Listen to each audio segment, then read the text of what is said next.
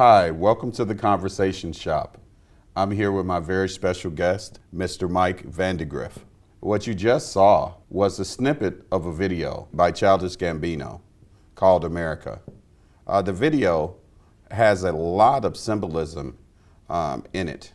It covers gun violence in America, but specifically gun violence in the African American community.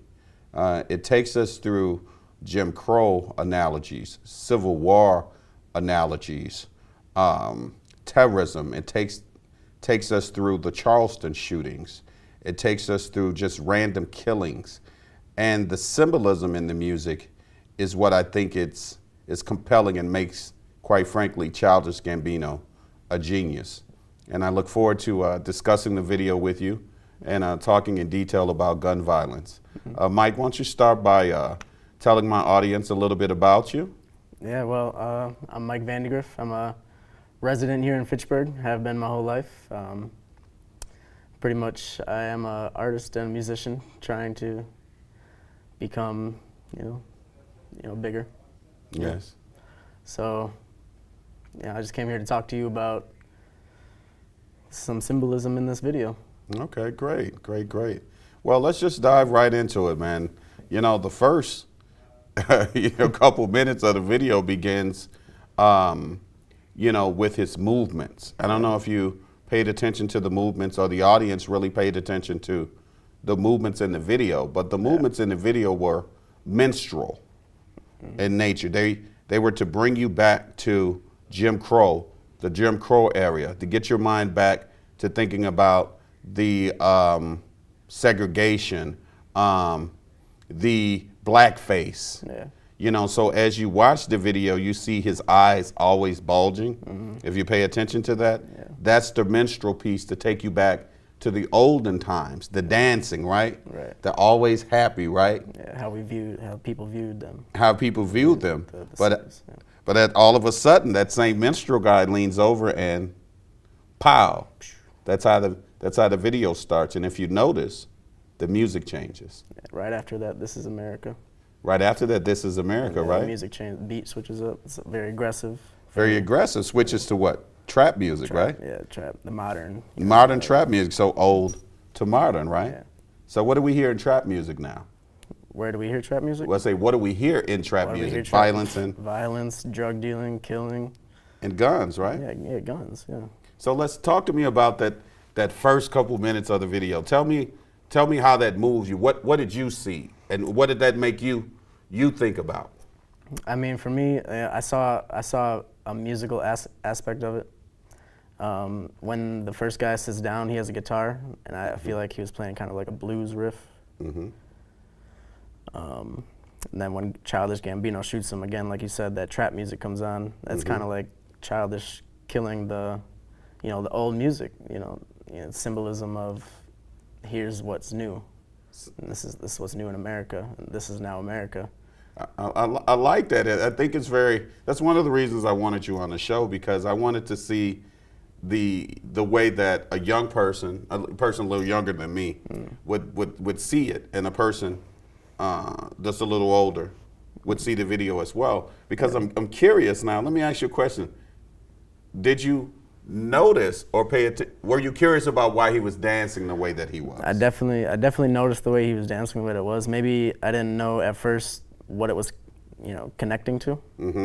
I didn't realize that at first, but what you sent me, the poster I saw from back in the days of the person that looks like you. The minstrel dancing. Yeah, the minstrel right. dancing, right. The blackface, right?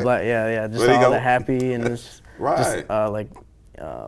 Eccentric movements, and just almost like it's like a show, like a freak show, It's exaggerated movements. Exaggerated right? movements. Exaggerated movements. So, to me, when I watch it, it's the exaggerated movements reflecting America during that time, and America's views of the dumb, the ignorant person of color. Okay. Because when you think of those images in Jim Crow, maybe you're too young to know about stepping fetching. Yeah, but when we see those movements, and that's stepping fetching all day long. So I challenge my audience to go to YouTube and Google stepping fetching. So you can really understand the brilliance of Childish Gambino in this. I mean, he is brilliant because he's going to have young people dancing and bobbing. Yeah. This is going to be in the strip clubs, trust me. It's gonna be But everywhere. but the thing is, he's educating, and I'm all about educating in music and in art. So again, you know, we're going to break it up into segment by segment. But I really want you to, you know, talk to me about that. Does it, you know, now that I'm sharing with you what some of that dancing and that symbolism means, because again, through the entire video, his eyes are bulging, Right. right, and he's exaggerated movements, right, and he's smiling, right? Yeah. But what happens before the segment? Even though he's smiling, someone gives him a gun, boom, reminding us still of a violent America, right? Yeah. We still smiling, keeping a happy face, and there we're moving forward. And then, you know, we're talking about the guy sitting down with the banjo. Yeah. Great doing the riffs, right? Yeah. But again, step and fetch. Yeah, that's true. Step and fetching. Step and fetching. Step and fetching. So listen to the chorus too. Black man, get your money. Yeah. Black man, get your money. So we're going to talk about that a little bit. But I want to allow you to speak a little bit more and just share your opinion. Again, we're just focusing on the first snippets, that emotion, and then share with me and the audience, you know, the correlation to that, or did that make you think about some of the things that are going on in this country with gun violence? Gun violence. Because- I mean, just the beginning part where he's dancing like that, or Where he's he shoots dancing him? and then it Or ends with the shoots him. shooting. I mean, you know, one of the main parts I noticed about the shooting was, you know, he got the gun from a guy with, you know, it's in a cloth. It's in like it's protected. It's very sacred. Mm-hmm. He shoots the guy and he puts it right back in the cloth. And the guy carries it off really, you know, really carefully. Right. It's like we're valuing guns over humans. Yes. You know, Yes. he was literally like treating the gun better than he was treating. Then he was treating the human yeah, being. he shot the guy. So yeah. Now, as a young person, you know, and we're talking about, you know, segmenting into gun control a little bit, you know, and let's not even say gun control, but just gun violence. Yeah. You know, when you hear that term, what does that make you think of? Has gun violence touched your life? Is that something that you even conceive? So when you hear all the murders in Chicago, gun violence, when you hear all these different things, right? And we see what happened down in Florida with Parkland. Does that even touch you? Does that even affect you in any way? I mean, from my experience, my senior year of high school, when it was like 3-4 years ago, I was robbed at gunpoint right outside of my school, like literally on the school grounds. You know, he stole my cell phone. I mean, and it was a really scary situation. That's like the only time I've really dealt with a gun. Other than that, you know, I lived in Chicago for about a year and a half. Okay. Every day on the news is multiple killings. That's an everyday thing in Chicago. Yes. And to me, it seemed desensitized. It's very, very normal. Very normal, Very right? normal. It's just, I mean, even massive school shootings, like you say, like Parkland. It's like that was really tragic, and it was surprising. But at the same time, it's like it's kind of the norm now. So does it make you kind of numb to it? I mean, I'm numb to it when it's on the news. If it was right in front of my face, I don't know if I'd be so numb to it. Right, but that's the whole thing. So when we hear, let's go back to when you had the gun in your face, right? Yeah. You know, what you probably did you realize that you could have lost your life at that moment? I did, because he had my phone. I was trying to get the phone, and the guy pulled the gun, and immediately I knew it really wasn't worth it at that point once he had the gun in my face. Right. So I backed away, I let him go. I mean, I never saw the phone again, obviously, but. But did that change you, or did you just kind of brush that off? You know, did it change? Some people that changes them forever. And then again, I don't want to assume what that person looked like. Right.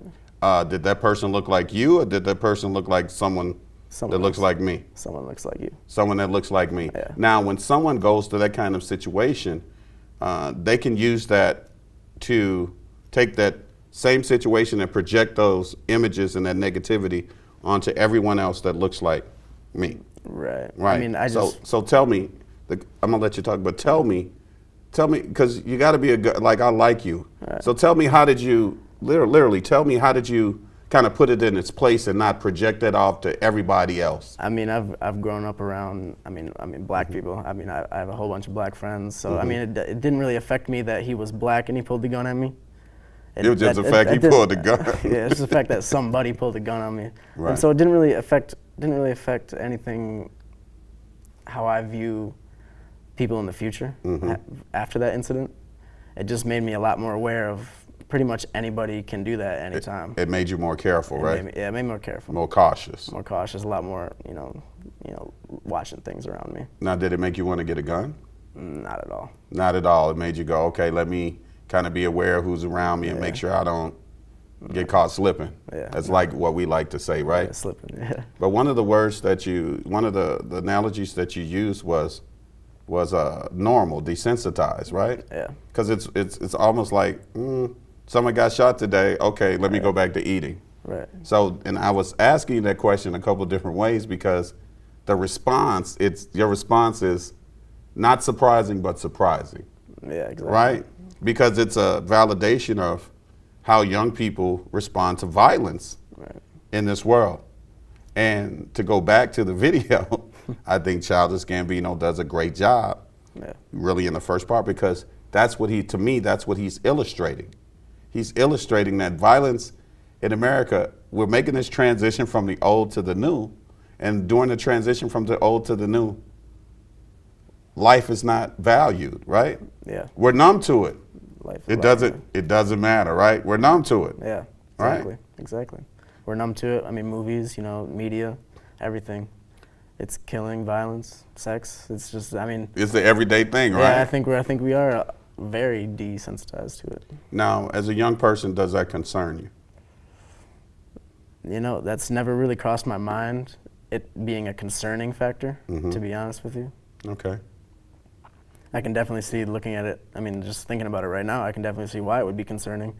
These young people growing up desensitized to all this stuff.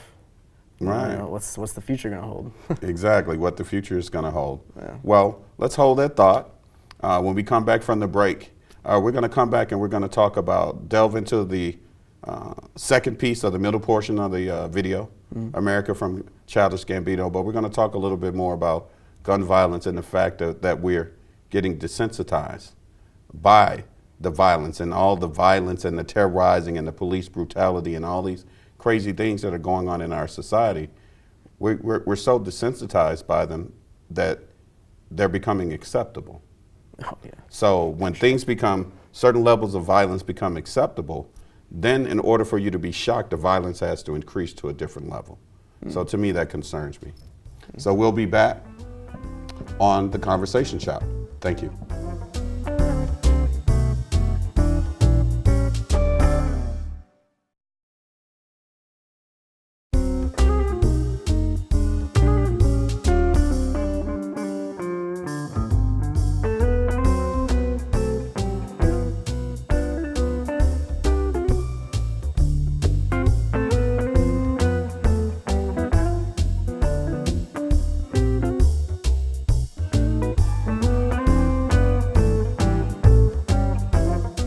Welcome back to The Conversation Shop. I'm here with my very special guest, Mr. Mike Vandegrift. Mike, thanks again, man, for joining me. Yeah, no problem. Artist extraordinaire, rap artist. We're going to have to get you on the show, man, and let you showcase your talents. I'd love that. Yeah, we definitely do that. But I want to, move right back into the conversation. We were discussing Childish Gambino, artistic, aggressive, shocking video, America, right? And specific focus on gun control, but gun control, quite frankly, in all of our communities, but specifically the African American community, is what when you listen to the song, is what he's focusing on.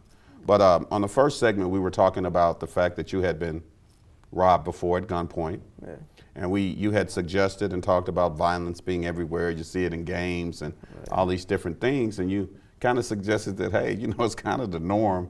We're kind of numb to it, right? Yeah. And as a concerned citizen person, that surprises me, right? Yeah. Because, from growing up down south and seeing violence in ways that people here in the Midwest in certain cities, Madison, have never, Can't comprehend. can't even comprehend and have never seen, or to walk out of your home and be afraid, that something's going to happen to you. Or quite frankly, to talk about Natchez, Mississippi, who's currently, to me, going through a crime epidemic, gun violence, young people, it's a small town, really small town in Mississippi, and there's 1 to 2 young people dying, if not every other day, weekly. And it's starting to mirror Chicago, and then you hear Dracos. Everybody got a Draco.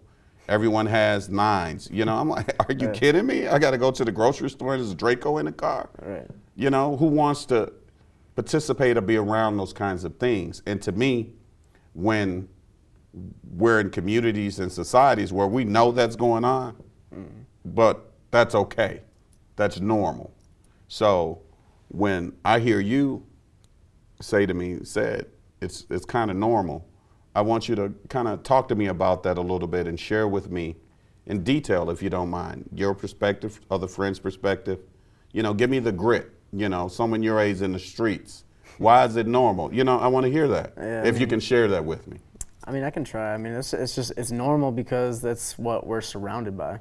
Okay. And it's in the media, it's in the movies, it's in the video games, like you said, and most importantly, it's in the music, which is really prominent in today's world, especially in the hip hop, rap, trap community. Yes, aggressive. Aggressive. It's almost like this is the lifestyle we live, and this is what we do for fun almost. Right. It's like fun. That lifestyle, it's sought after almost. Sought after, but from someone who's participated in the industry a little bit with artists. I'm very familiar with it, with artist management, and then with some friends of mine that I have, having bumped shoulders with a lot of people you guys see on TV. Yeah. And knowing that if I have 10 of them in the room, it's only 2 or 3 of them that's really who they say they are. Yeah. So to me, when you have an industry that's promoting gun violence and promoting violence, when that's not who they are, it's a facade, right? Right. So what's the purpose of misleading people with words? We all know words are powerful. Yeah. Words are very, very powerful. So if you hear something over again, kill that fool, kill that fool, kill that fool, right? Go kill that fool. He takes this from you, kill that fool. Right. What's going to happen when somebody takes something from you? What you going to hear in the back of your head? Kill that fool. Kill that fool, right? Yeah, right. Right? Yeah, no, yeah, I understand that completely. And I think the reason people are misleading themselves about you is because they can make money off it now. This is a big industry, and popular music, it can make you who you are, and you don't have to necessarily be actually doing all the things you say you're doing in your music, right, to become popular, to make a lot of money. So you sell your soul for the money. I mean, that's yeah, what, hey, essentially. that's selling. You sign your name on the dotted line to the devil, right? The devil went down to Georgia. Remember that song? Yeah. Hey, looking for a soul to steal, right? Right. So what are you doing, the man that gives his soul for money, wealth, and power? Most as a youth, most of us don't understand what that means. No, they just The forfeit they see your money soul. and power. So That's money. all I see. So I'm glad we're talking about this. So money, because that's what he talks about in the video, the second segment. Of course. You see representations of power, right? You see a white horse with a hooded guy on the horse. That's the angel of death. Right. So that's a reference to the 4 horsemen running rampant Apocalypse. on the earth, the apocalypse, right? Yeah. In the earth, in the midst of violence. So the 4 horsemen are running rampant, right? The pants Childish Gambino has on in the video, those are Civil War pants, and a reference to the Civil War that's going on here in this country, the separation that's going on here in this country against people, and it's clouded, right? It's clouded by violence. You see all the violence, right? What else do you see? Everyone having fun with it. They trap it, right? They're having fun with it. Having fun making money off of it. Making money off of it. What else do you see?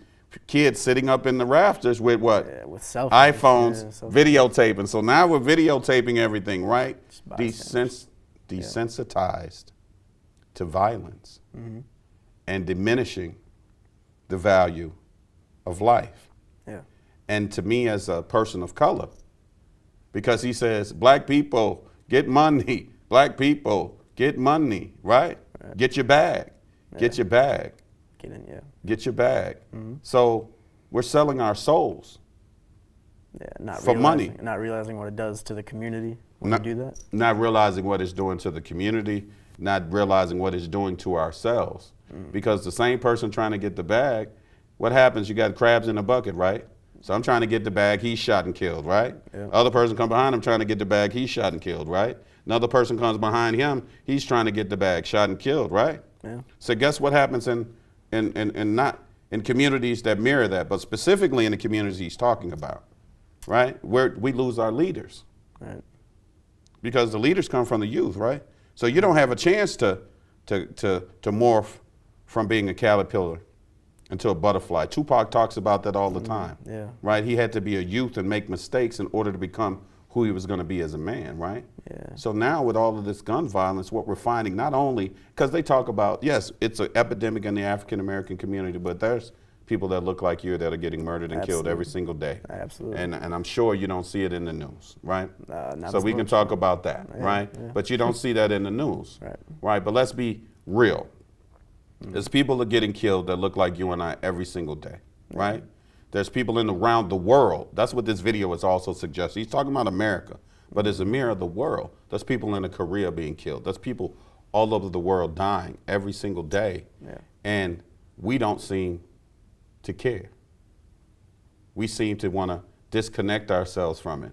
And then we wonder in our country, and I'm going to let you talk about this a little bit for me, right? Give me your opinion about this. And to me, when you take that and you take it into our country, right, then it explains why someone maybe that looks like you may look at the violence that's happening in my community, right, and say, it's your fault. Yeah. Y'all killing everybody, right? You killing each other left to right. Right. You know, you come over here, you won't do anything, right? Value of life, right? Because he knows he does something over here, he's getting 50 years to 100, right? Right. He can take my life. They'll give him 20 years, but then they'll give him probation. He'll be on the street in a year, Yeah. right? Right. So my life means absolutely Nothing. nothing. So, and then we wonder when we look out into the world and we go, why do people of color always think somebody's after them? Why do they always think something's going on, right? When we look out into the world every single day, we're being told that our lives don't mean anything, right? Right. And we're being shown that our lives have suggested our lives have value, but it's like suggested through subtleties. subtleties that our lives don't have value. So when someone like you sees that on TV every day, right? You may not have come in contact with anyone that looks like me, so you begin to believe, oh, they don't care about, so why should I care about what happens to them? Yeah. So expound on that a little bit for me and give me your opinion. Tell me how you feel about that. I mean, with regard to, Just a couple different aspects that I touched on. I mean, I'm sorry, I'm not really sure. Well, Like, let what's- me put it this way. Yeah. In terms of, looking at how it's being used to divide the country, the violence.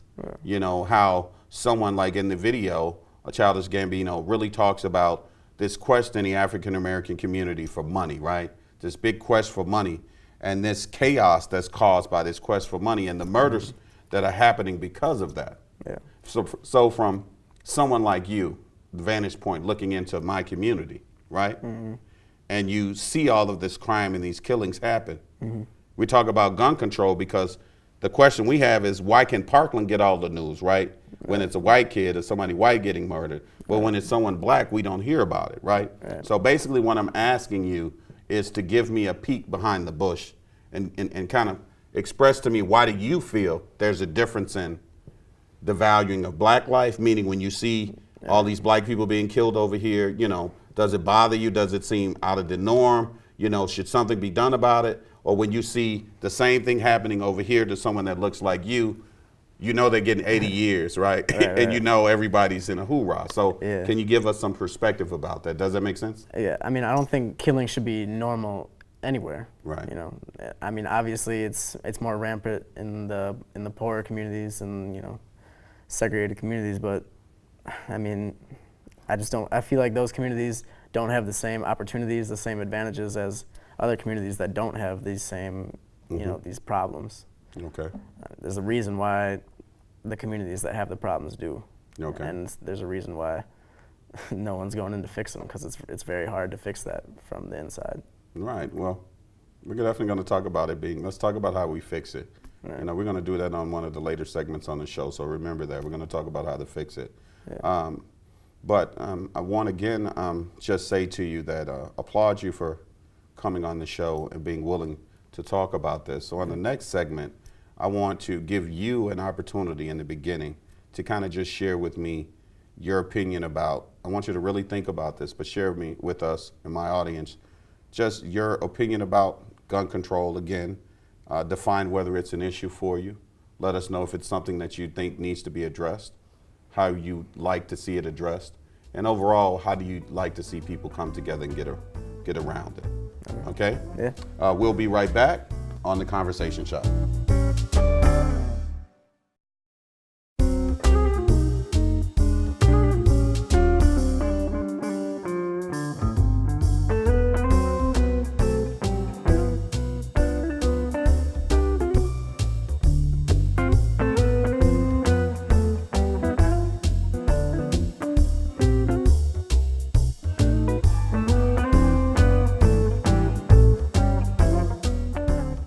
Hi, welcome back to The Conversation Shop.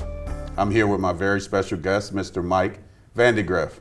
Mike, let's get right back into this conversation, my guy. All right. You know, I want to bring it back to the video. We're talking about this video by Childish Gambino, America. All the symbolism in the video, and it's talking about gun violence in America. It's a very shocking video. I think it addresses gun violence in all of our communities. But with him being an African-American man or a person of color, he equated the video to imagery associated with people of color. Right. Now, we talked about, you know, in the beginning with the minstrel dancing and the shooting, and then we talked about immediately how the music switched to trap music, making the transition from the old to new, but also illustrating that nothing changed. The violence really didn't change. The dancing actually changed, right? The way that they danced, right. But when you think about the results and how they were numbed by it, Still in the same light. Still in the same light, right? Yeah. Now the video moves us to him coming through a door, and there's a choir singing. And while the choir is singing, you know, he's dancing, he's doing this little trap dance, right? And then all of a sudden someone throws him a AK. Okay. The AK, the notorious AK, right? Right. And then he turns around really quickly, but I also think it's very, the imagery in there is very shocking. Yeah, like he didn't even think about it. Didn't think about it, and then how quickly did he tear those people down? There's like 14 people. 14 people. And that was it. Yeah. That was it, right? That was it. So. And he was right back to it. Right back to the music. Right back to the music. Yeah. Again, numb. Again, it's numb, right? But again, and then what's the song? Black people, get money. Black people. So this quest, right? That's like the this only quest. thing that's in his mind. In his mind, numb to all the killing. So when I see that killing in the church, it brings back a couple of different images for me, right? It talks about the things because it takes me back to the old. Remember the Jim Crow, the minstrel, right? It takes me back to the old, and I think about civil rights movement. And I think about all the different things, you know, going through my head. And I think about the bombings, and for me as a person of color, I think about the girls being killed in the church, and also bringing me back to the current Charleston killings, right? Yeah. It brings me to all of that, and then all of a sudden for him to just go back to dancing as if nothing happens, it's just tells me that the society of where we've come, you know, equating it to people that look like me right now, where we've come, we haven't made that much progress. And we have to make ourselves feel and react to this negative violence around us, and we got to do something about it. But again, I want to go back to the shooting in the church, and I want you to share with me, you know, how did that make you feel? Did it make you feel a certain way? And then I want to give you an opportunity, and speak as long as you'd like. Okay. I want to give you an opportunity to kind of talk about the video, kind of think about some of the things that we've talked about, and kind of just give me your opinion about it all. I want to make sure your voice is very clear on this. I mean, well, for the shooting of the choir, like the Charleston choir, I mean, I don't know if it's Charleston choir, but I mean, it didn't really affect me personally. Yes. Like maybe how it did you. Because when I saw the Charleston shooting, whenever it happened back in the day, that it was honestly just another mass shooting to me. Okay. That's how I saw it. I mean, I guess you can't really say it's in the same light as the Parkland shooting because it has so much to do with race. Yes. Being it was a white guy coming into that church and killing all those people that were black. But I get it though. But even though we know that, right? Because we're talking about being Yeah. desensitized, right?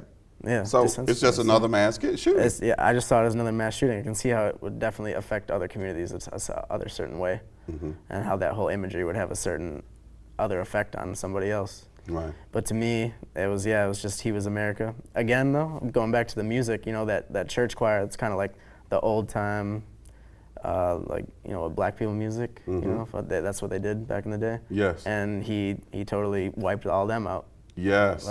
Just like the beginning of the video, the old blues guitar. Old to the new. Old to the new, and it's the same thing, like you said. Old to the new, the 2 times. It's still the same things afterwards. So talk to me about the old to the new.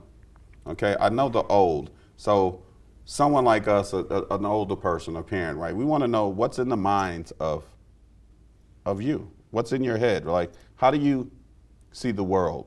We hear millennials, all of this, right? How do you view the world? Like, really? Like, how do you see someone look like me? Is race an issue? Is violence an issue? Is gun control an issue?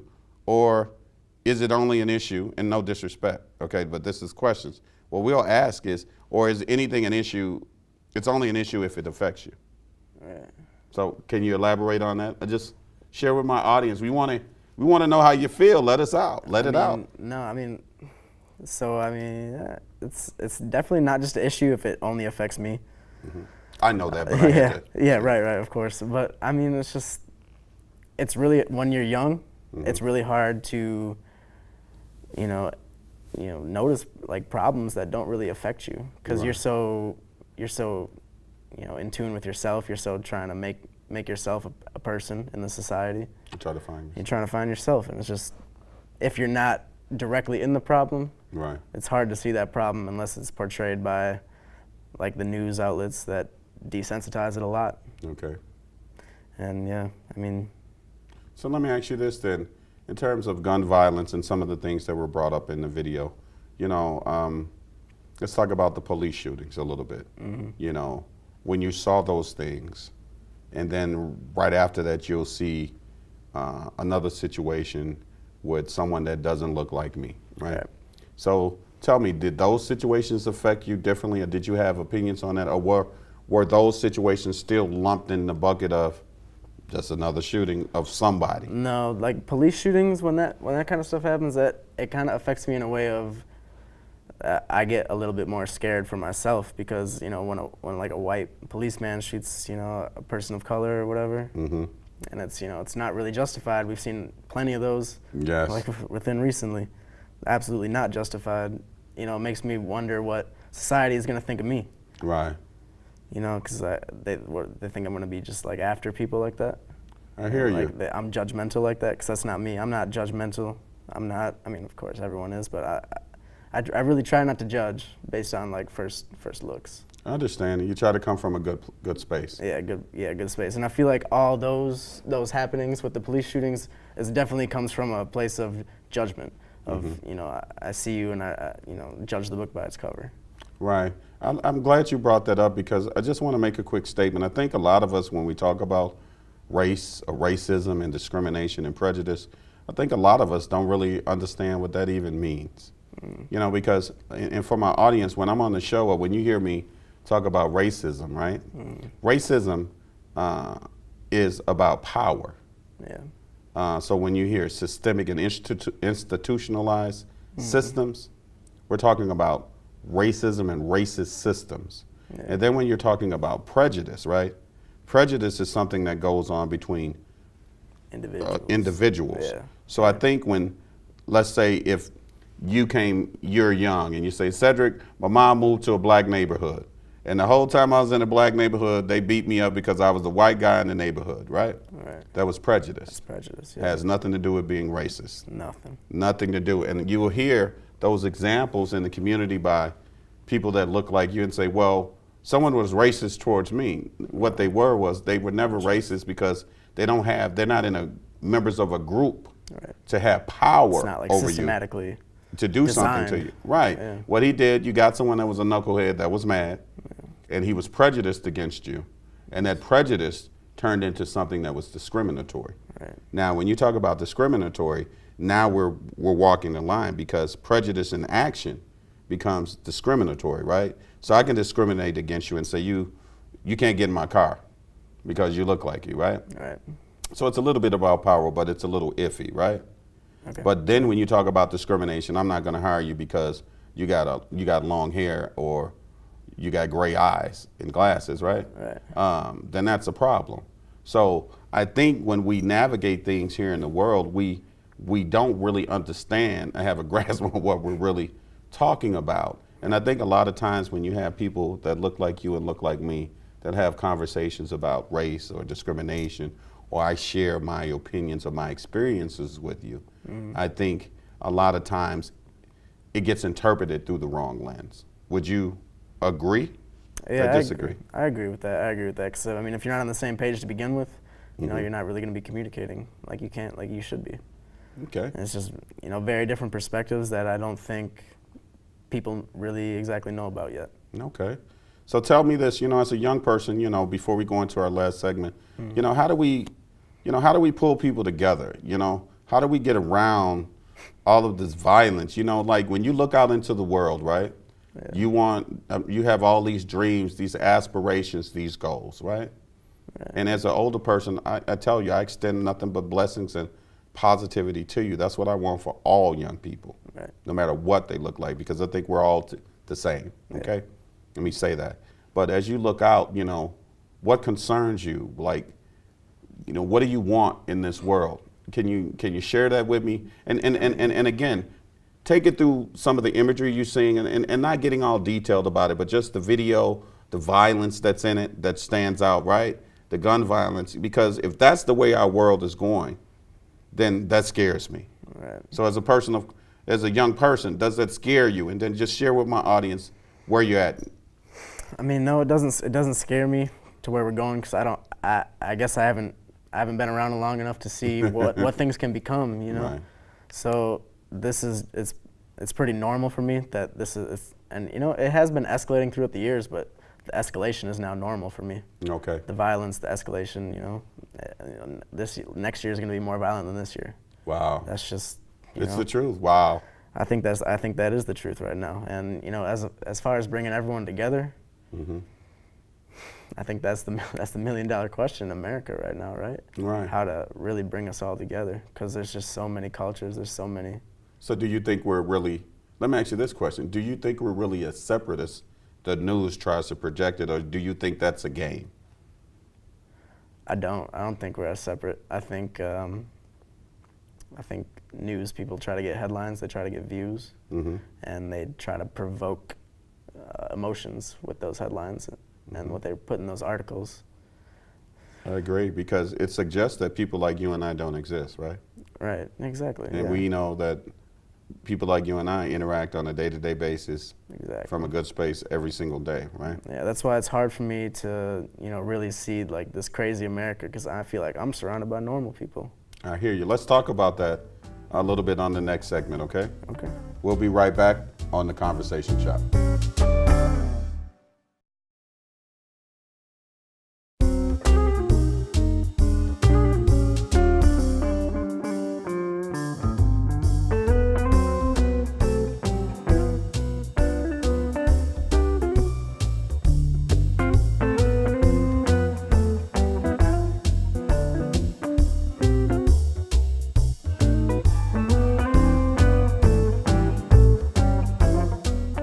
Hi, welcome back to The Conversation Shop. I'm here with my very special guest, Mr. Mike Vandegrift. Mike, welcome back, man. Hey. I'm really enjoying our conversation. I mean, a lot. Yeah. And I thank you for being here.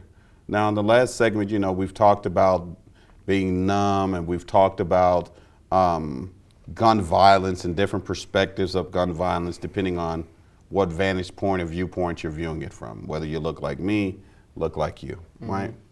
Also talk to you about, sharing with my audience about, as a millennial, how do you see the world? What do you want out of the world? And just from the conversation we're having, which I think is good, you're actually giving me hope. Because for someone young like you to look out and see a video like America, right, which is a representation of where we are, not just in my communities, but in all communities. And again, I'll let you talk about a little bit about, crimes against people that look like you and murders in your community against people that look like you that you don't really see on the news, right? Right. You think it's not happening, and hopefully, that gets more attention. But I want to, you can talk to me about that a little bit. Okay. Go into detail about that because I'm sure that's an issue, right? Because we think nobody that looks like you gets murdered or killed. Right. Well, honestly, it's not really an issue to me either. It's just Right. that's to me that's just crime. Right. And when something happens that's worse than that, when someone who looks like you is involved and maybe it's not justified, it's more than crime. It's like a crime against humanity almost. No, man, I respect that to the utmost. And you just have this view of the world that I think is very similar to mine, and I pray that you don't lose it. And quite frankly, and anyone that comes in contact with you, we blessed to get a little bit of that energy. Thank you.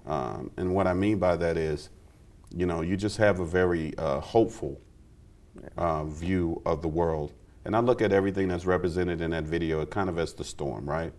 And as, and to share something with you, it's people that look like me, we're in the storm, but I have the utmost faith in us, right? Just as a people, human race, but as a people, right? Right. Even though we're lost, right?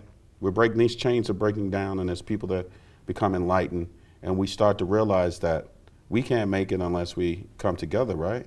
Right. So if there's hatred, nothing good has ever come out of that, right? Ever. You can look at it throughout history, right? Right. Yeah. But when people come together, amazing things happen, right? Yeah. Transformations happen, right? Absolutely. Because you got the hypothalamus going, you got that third eye going, right? You got that third eye going, and you got people really stripping away fake boundaries, fake perceptions. Because I'll share something with you. I had a situation some years ago where I was on my deathbed.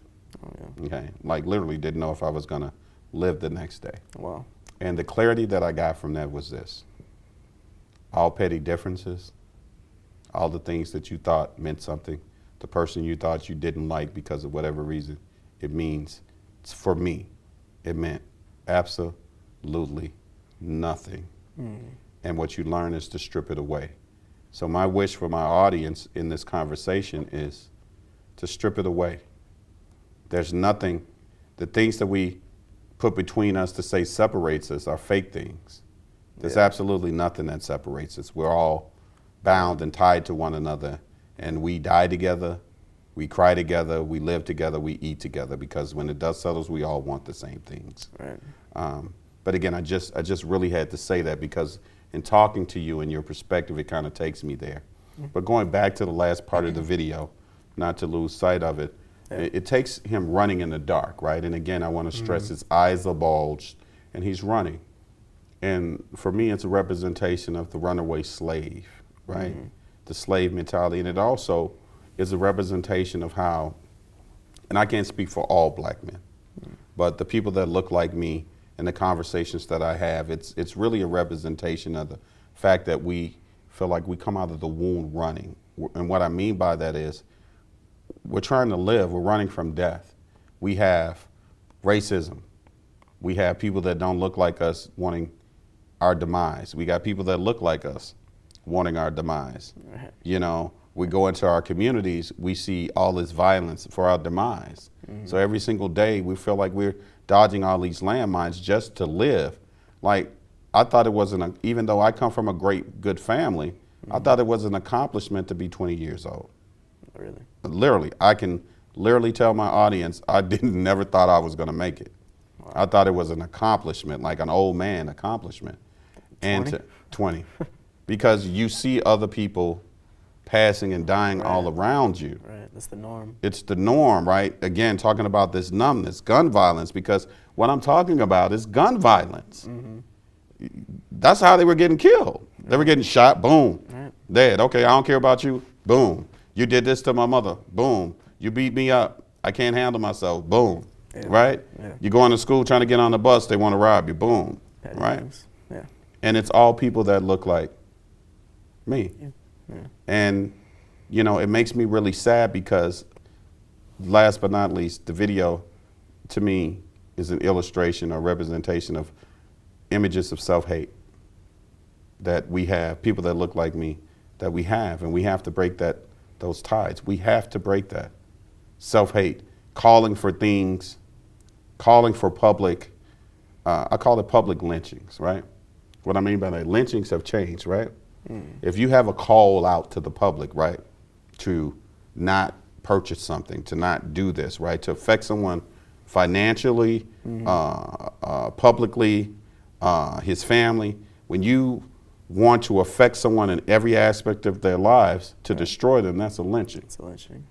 And Modern lynching. Modern lynching. Right. And we see that too often, right? We've seen that with Kanye West. I'm not going to call the other person that I see it with because it's a, you know, it's a hot point. But again, do I agree with the things that he's being accused of? Absolutely not, right? Right. But I don't agree with, I'm a fan of justice and due process, right? So that's all we're talking about. So again, correlating that back to him running, we don't feel like we have justice. Right. We don't feel like we have due process. Yeah. We feel like we're running from the police, we're running from everything. We're trying to live. So that's what I saw, and that was so impactful for me in watching the video. You know, I think it's one of the most impactful videos of the year and one of the most impactful videos that I've seen in many years once you look at it and you start to understand it and get past the music. Right. And I think he did a wonderful job with that. So again, I want to give you some time, again, to offer your opinion before we end. And, you know, share with my audience your opinions about the video, about gun control. And I want us to leave knowing how you feel, either way. All right. Well, I mean, the video is great. That's my overall. You know, there's a lot of symbolism. I mean, you gotta watch this video a couple times to like really know everything. I mean, one of the things that, you know, I noticed personally was that, you know, he's doing all the shootings, and it's black on black shootings, you know, because all the people are black that's dying, all the people, and he's shooting them. So that's one of the things I noticed, and I feel like that was just him saying that, you know, like a lot of this stuff is unfair. Yes. But at the same time, it's us doing the killing to each other. Yes. So wake up. So wake up, yeah. And even the Charleston symbolism, like it was, even though it was white on black, it was still black on black. You know, it's still the same thing. Yes. You know, as for the end of the video, yeah, just running from everything. I can see that. Also running from, you know, maybe himself. You know, like you said. Great analogy. Really. And remember his eyes. Remember the fear that he showed in his face when he was running? Yeah, I mean, his eyes bulging at the beginning of the video were definitely different than the end. In the end, it was fear. In the end, it was fear. In the beginning, it was like, it was kind of like Confusion. goofy, like, you know, like, yeah. But in the beginning, goofy but confused, Yeah, right? yeah. So confusion to fear. Confusion to fear, right? Confusion to fear. That's a lifestyle. Yeah. And Good or bad. Yeah. He's running from darkness. He's running from just like pitch black with, you know, people in the background chasing him. Well, before we end, if you could leave my audience with a word of wisdom or one last word, what would that be? I mean, this whole thing's about gun violence. I think we definitely need some gun control. I don't know if everybody needs, you know, semi-automatic weapons. I understand. Out in the open. I understand how people definitely want their right. I understand how it's definitely it's a Second Amendment right. Once you take one right away, where do you stop? Right.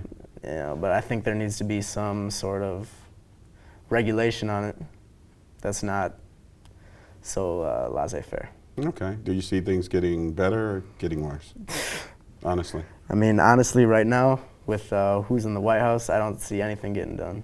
I understand. I see a big scrambling for the next couple of years. Okay. That's how I think it's going to be. Well, I'll leave my audience with, remember, the Bill of Rights and your right to bear arms protects you against your government. So I'll never be a proponent against not having the right to bear arms. But at the same time, it's ridiculous for 16-year-olds to have semi-automatic weapons and kids to carry guns into schools and policemen to be armed and in schools. It turns schools into juvenile detention centers. But last but not least, I want to thank my friend for being here. Again, the video was great. And join us on the next Conversation Shop.